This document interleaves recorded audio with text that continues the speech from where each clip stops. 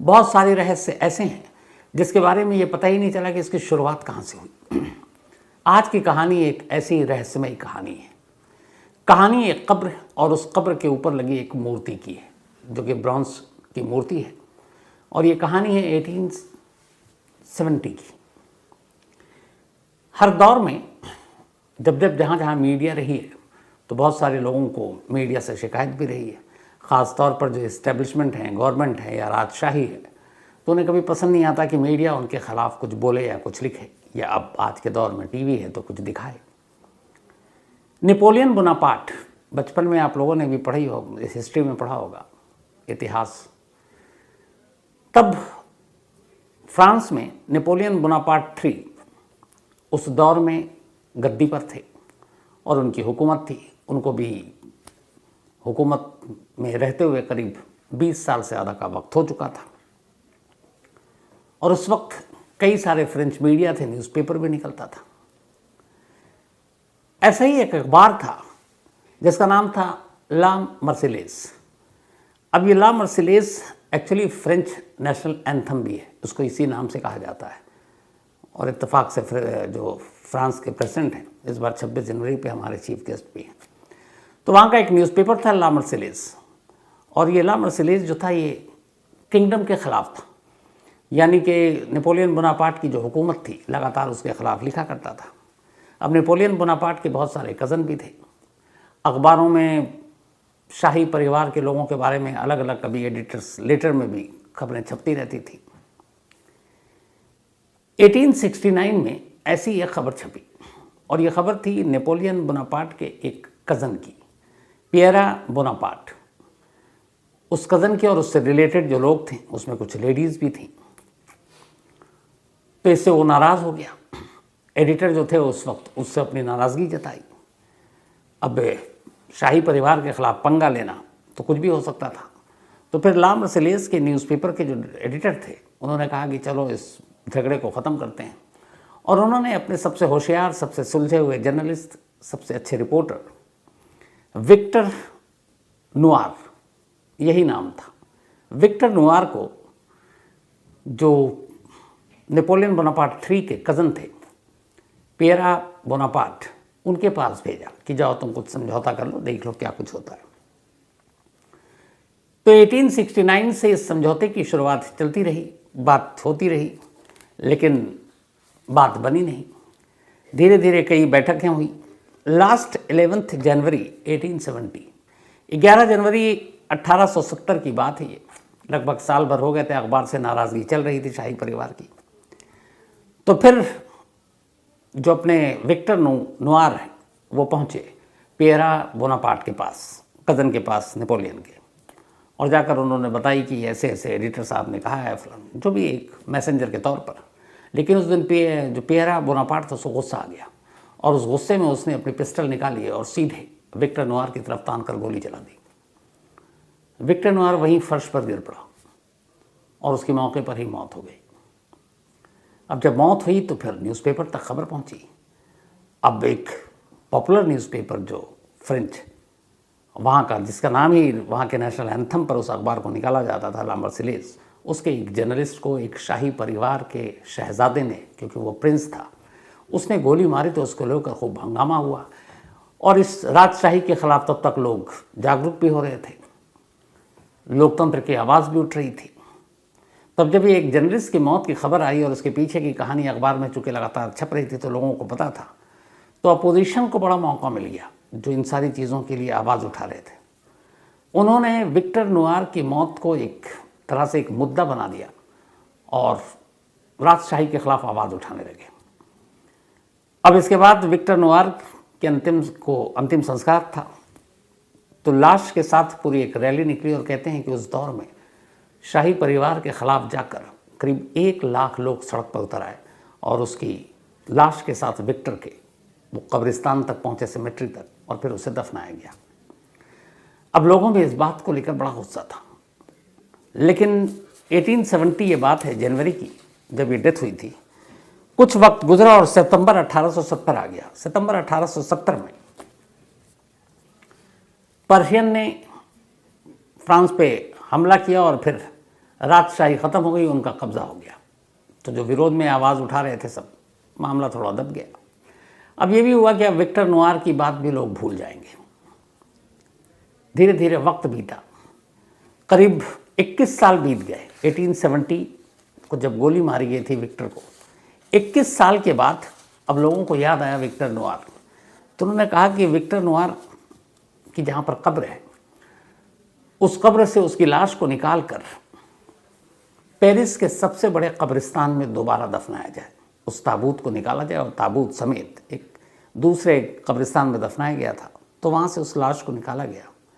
और अब जो पेरिस का सबसे बड़ा कब्रिस्तान है उसका नाम है पेरेलेसे। तब ये हुआ कि विक्टर की लाश को पेरिस के सबसे बिगेस्ट जो कब्रिस्तान है पेरेलेसे, वहाँ पे इसको दफनाया जाएगा। लाश निकाली गई बाकायदा तमाम धार्मिक रीति रिवाज के हिसाब से, और ले जाकर अब पेरेलेसे की एक कब्र में उस ताबूत को रख दिया गया।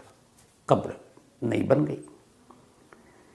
अब विक्टर नोआर को पेरी बोनापार्ट ने जो गोली मारी, वो कहानियाँ उस वक्त थी। उस वक्त विरोध प्रदर्शन हुआ, 1 लाख से ज़्यादा लोग उसकी अंतिम संस्कार में शामिल हुए। तो जब ये कब्र का ट्रांसफ़र हुआ एक जगह से दूसरी जगह, तो ये भी मीडिया में खबर आई। तो 21 साल के बाद विक्टर नोआर एक बार फिर से ज़िंदा हो गया। जब जिंदा हुआ तो उसके कुछ चाहने वाले, उन्होंने कहा कि इस जिंदा होने को कुछ भुनाया जाए। तो फिर तय हुआ कि विक्टर नोआर की एक मूर्ति बनाई जाए, एक ऐसी मूर्ति जो यादगार हो। अब इसके लिए बहुत ढूंढा गया, आखिर में एक मूर्तिकार मिला जो बहुत ही नामी था उस वक्त।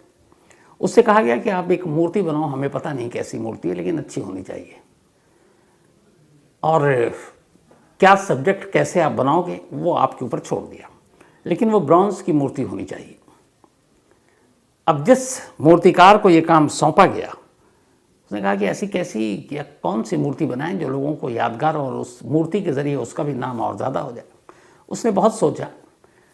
जब जनवरी 1870 में विक्टर का कत्ल हुआ था, तो उस अखबार ने जिसमें वो काम करते थे, ला मर्सिलेस, उसने पूरा डिस्क्रिप्शन छापा था, कैसे गोली चली, कैसे वो गिर गए फर्श पर, और उस वक्त कैसे लाश ज़मीन पर पड़ी हुई थी। उस दिन विक्टर ने क्या कपड़े पहने थे, क्या जूते पहने थे, ये सारे डिस्क्रिप्शन के साथ एक स्केच बना था क्राइम सीन को डिस्क्राइब करते हुए। तो वो स्केच भी अखबार में छपा था। बहुत सोचने के बाद मूर्तिकार ने अचानक, अब चूँकि विक्टर के बारे में उसे पढ़ना लिखना भी उसे जानना है, उसे उस स्केच उसने देखा। स्केच देखने के बाद उसे ख्याल आया कि क्यों ना विक्टर नोआर गोली लगने के बाद जब फर्श पर गिरा और उसने दम तोड़ा, तो उस आखिरी मूवमेंट की मूर्ति बना दी जाए। इसके बाद उसने ब्रॉन्ज की मूर्ति बनानी शुरू की। मूर्ति बनकर तैयार, और वो वाकई मूर्ति बेहद शानदार बनाई। हूबहू विक्टर का फेस, उसके नाक, उसके लिप्स, कान, कद काठी, साइज। अब जब मूर्ति बनकर तैयार हो गई थी, जिन लोगों ने बनाया, जो लोग इसके पीछे थे, उन्होंने कहा कि अब इस मूर्ति को कहाँ लगाया जाए। बहुत सोच विचार के बाद यह तय हुआ कि इस मूर्ति को इसी पेरेलेसे कब्रिस्तान में विक्टर नोआर के कब्र के ऊपर रखी जाए। आइडिया सबको पसंद आया। अब उस मूर्ति को ले जाकर उस कब्र पर लिटा दिया गया, तो फिक्स कर दिया गया एक तरह से। ये जो आप तस्वीर देख रहे हैं, ये वही मूर्ति है जो बनाई गई थी। अब मूर्ति को उस कब्र पर रख दिया गया। कुछ लोग शुरू में आए, जो सारी चीज़ें हैं उन्होंने मूर्ति देखी, चले गए, और एक तरह से लगा कि अब विक्टर नोआर की कहानी एक बार फिर से ख़त्म हो जाएगी। लेकिन ये जो कब्रिस्तान था पेरेलेसे, पेरिस का सबसे बिगेस्ट कब्रिस्तान, अब जब बड़ा है तो इसका मतलब है कि हर रोज़ वहाँ बहुत सारी लाशें आते होंगी, बहुत सारे ताबूत आते होंगे, बहुत सारे लोग आते होंगे उस आखिरी घड़ी का गवाह बनने के लिए। तो उस कब्रिस्तान में डेली सैकड़ों लोग आते थे, और जब वो गुजरते तो इकलौता एक कब्र था जिसको वो देखते कि इस कब्र के ऊपर एक मूर्ति रखी है। उस मूर्ति की कहानी वहाँ चर्चा में थी, सभी को पता था, मीडिया में खबर छपी थी। तो उन्हें पता था ये विक्टर नोआर एक जर्नलिस्ट है जिसको नेपोलियन बोनापार्ट III के कजिन ने गोली मारी थी। मूर्ति देखने में इतनी खूबसूरत थी कि कब्रिस्तान में बहुत सारी लड़कियां, महिलाएं भी आती थी। तो कहते हैं कि शुरुआत ऐसे हुई कि एक रोज़ कब्रिस्तान में कुछ लोग एक किसी मुर्दे को दफना कर लौट रहे थे, उसमें कुछ महिलाएं थीं। अचानक उनकी नज़र पड़ी, और वो इतना क्यूट मूर्ति लगा कि उन्होंने जाकर पहले उसके पेशानी पे, फिर उसके लिप्स पे किस कर दिया, और वो वहाँ से निकल गई। इसके बाद फिर ये कई और आए, वो बड़ा खूबसूरत लगता वो, कोई हाथ पे किस कर देता, कोई गाल पे किस कर देता, कोई लिप पे किस कर देता, और वो निकल जाते। अब फिर धीरे धीरे यहीं से रहस्य शुरू हुई कि अचानक पेरिस के अंदर एक रूमर उड़ा, अफवाह ये उड़ी कि इस पेरे कब्र में एक मूर्ति रखी हुई है एक कब्र के ऊपर, जो एक जर्नलिस्ट विक्टर नोआर की है, और इसको जो भी महिला जिसको कोई औलाद नहीं होती, जिसने तमाम मिन्नतें कर ली, अगर उस मूर्ति को किस करे तो वो माँ बन जाएगी, वो प्रेग्नेंट हो जाएगी, और साल भर के अंदर। अब जब ये बात उड़ी तो धीरे धीरे फिर मीडिया में खबर छपी। अब ऐसी बहुत सारी औरतें, महिलाएं हैं पूरी दुनिया में, अपने देश के साथ साथ, जो औलाद की खातिर कहाँ कहाँ नहीं भटकती, दर दर भटकती हैं, मंदिर, मस्जिद, गुरुद्वारे, दरगाह, हर जगह बाबाओं के पास, कि कहीं से भी उम्मीद मिलती है कि उनकी गोद भर जाए, वो पहुंच जाती हैं। तो अछूता इसको लेकर अब विदेश के लोग भी नहीं अछूते। तो अब जब ये बात फैली तो बहुत सारी ऐसी महिलाएं थी जिनकी शादी को कई बरस बीत गए, औलाद हुई नहीं, अब वो उस कब्रिस्तान में पहुंचने लगी बिना मुर्दों के साथ। क्यों? बजाकर विक्टर नोआर की मूर्ति को एक किस करनी, और उस किस करने से उनको उम्मीद है कि वो माँ बन जाएंगी। धीरे धीरे अब तांता लगना शुरू हो गया। अब जब तांता लगना शुरू हो गया तो इसके बाद फिर नई नई कहानियाँ आनी शुरू हो गई। एक आया कि जो मूर्ति को किस करे प्रेग्नेंट तो होती है। दूसरा आया कि अगर वैसी लड़कियाँ जिनको उनकी मन चाहा वर नहीं मिल रहा, शादी नहीं हो पा रही है, तो वो भी अगर जाएं उस मूर्ति के पास, और अगर वो उसके राइट फुट, दाहिने पैर को छुएं, तो उनको बहुत ही प्यारा और प्यार करने वाला पति मिलेगा। अगर उसके बाएं पैर को कोई छुए तो उसको ट्विंस यानी कि जुड़वां बच्चा पैदा होगा। तो लिप्स करना, पैर छूना, दोनों पैर छूना, यह जो एक हैट है मूर्ति में, उस टोपी में अगर कोई गुलाब डालता है तो उससे भी उसको मन चाहा पति मिलेगा, औलाद होगी। तो ये सारी चीज़ें तेज़ी से बढ़ना शुरू हो गया। अब और अफवाहें फैलने लगी कि जो माँ नहीं बन पा रही हैं वो उस मूर्ति के जो प्राइवेट पार्ट्स हैं अगर उसको जाकर टच करती हैं तो वो प्रेग्नेंट हो जाएंगी। तो धीरे धीरे ये बात पेरिस के बाहर तक पहुंच गई।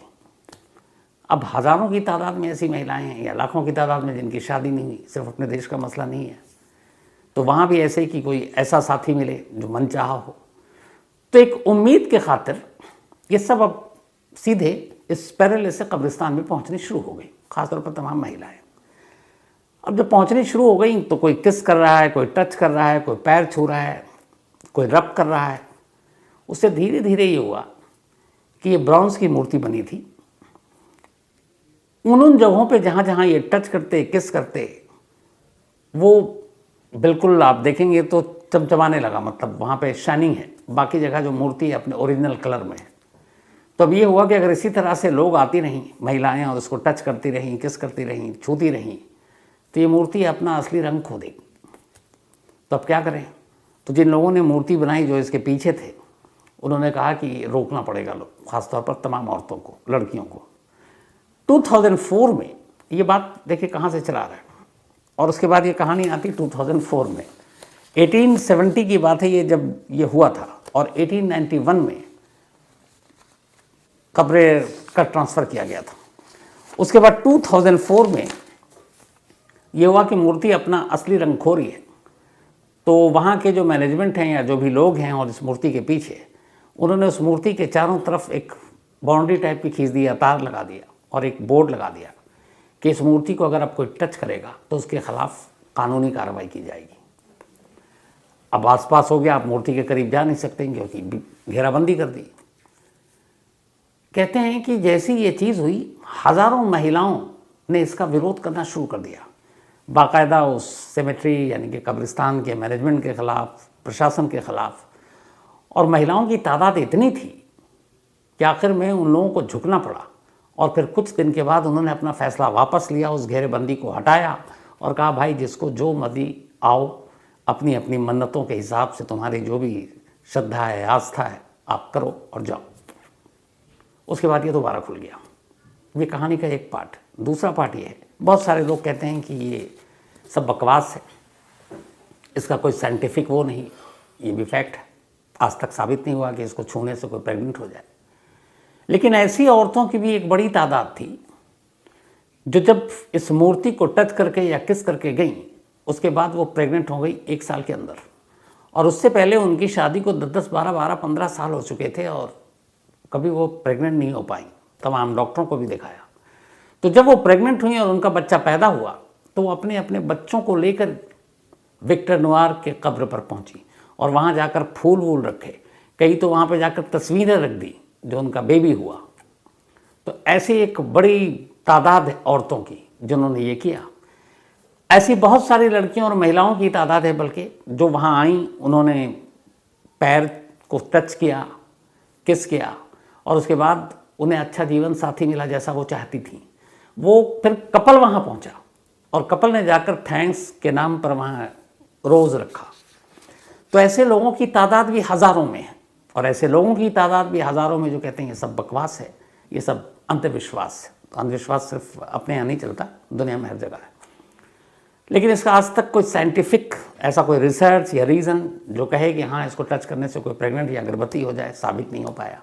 लेकिन एक तरफ हज़ारों लोगों की उम्मीद और आस्थाएं हैं जो कहती हैं कि यहाँ आने के बाद, किस करने के बाद, टच करने के बाद ही वो माँ बनी या फिर उनकी शादी हुई। तो दोनों पहलू हैं इस किस्से के। लेकिन ये कितना सच है, कितना सही, कितना अंधविश्वास, कितना विश्वास, ये ना कहने की हालत में मैं हूँ। चूँकि 1891 से 2004 फिर आज 2023 कोई भी इस बात को साबित नहीं कर पाया। तो एक अजीब रहस्य, एक अजीब पहेली है और कमाल है। और कमाल के लोग हैं दुनिया में और हर तरह के लोग हैं दुनिया में और हर तरह की चीज़ें हैं, हर तरह की रहस्यमयी चीज़ें भी हैं। तो मुझे लगा कि क्राइम तक फैमिली मेम्बर को भी बताया जाए और साथ में ये भी कहूँ कि मैं देखता हूँ बहुत सारे हमारे मेल आते हैं जो ख़ासतौर पर पेरिस में भी रहते हैं, फ्रांस के अलग अलग हिस्सों से भी आते हैं। पेरिस के मुझे याद है कि कम से कम 15 से 20 तो ऐसे लोग हैं जिनके मेल आते हैं।